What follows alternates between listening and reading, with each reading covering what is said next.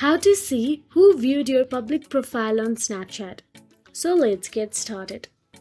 Snapchat does not provide an official feature to see who viewed your public profile. However, you can use this method to get some insights. So let's get started. First of all, open the Snapchat app on a mobile device and make sure you are logged into your Snapchat account. Now, tap on a Bitmoji or profile icon at the top right corner. Now here simply tap on the My Public Profile option available there.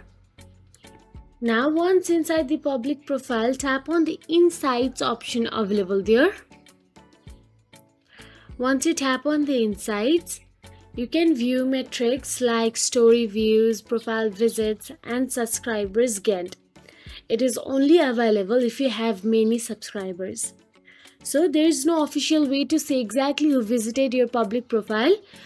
Be cautious of third-party apps claiming to show this information, as they may be scams or violate Snapchat terms. If you found this video helpful, please like, share and subscribe, and thank you so much for watching.